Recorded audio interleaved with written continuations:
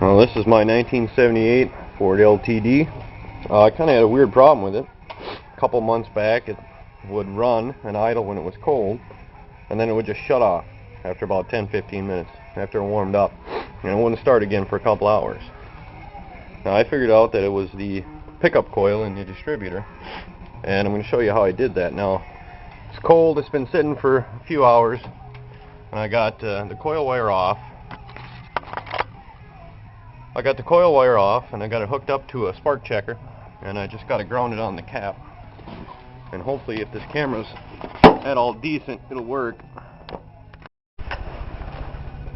Now, if my camera works right, you should see a spark there in that little glass thing when I crank it over. Hopefully, you'll be able to see it. And we're going to find out real quick.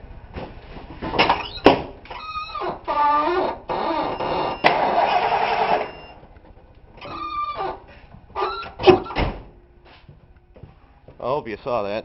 That tells me that everything's good right now. But when it warms up, I get no spark.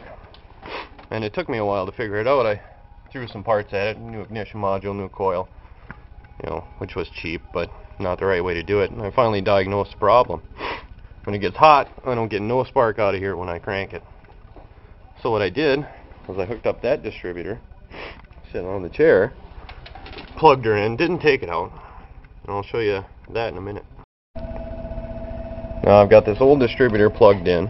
This part right here is the pickup coil. I got the old distributor plugged in. Now I got to make sure it's grounded to something. Let's see if I can do this here. It's grounded to something good. And I just spin it, and you can see it sparks. So that's how I figured out the coil was bad. Or, excuse me, the pickup coil was bad.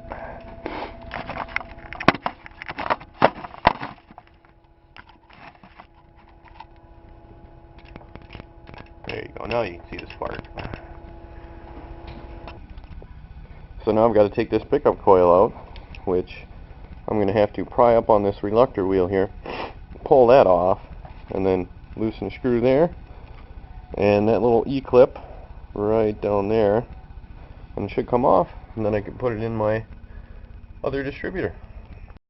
Well, I got the reluctor wheel off. Just took 2 pry bars, wedge them up underneath very carefully, and pried up. You don't want to break it. And make sure you don't lose that little tiny roll pin. Goes into that slot right there to keep it centered to where it needs to be. Don't lose that. Well, it took some doing, but I got her off.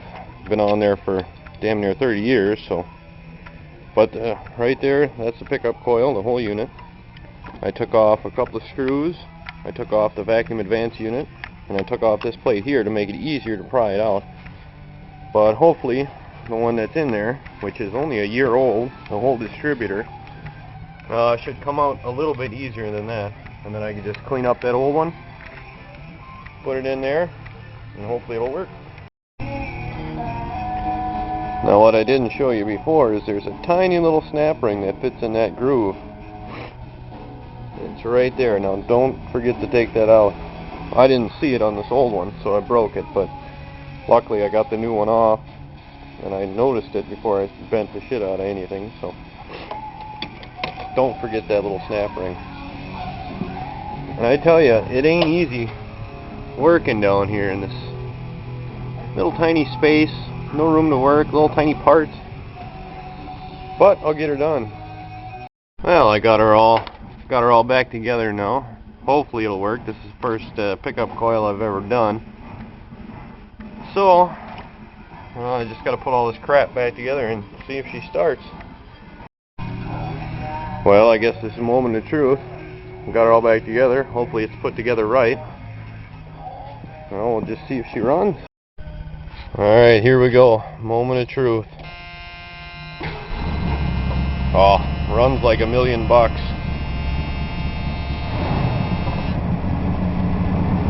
Now I guess I'll just let her run for about 10-15 minutes and see if she dies.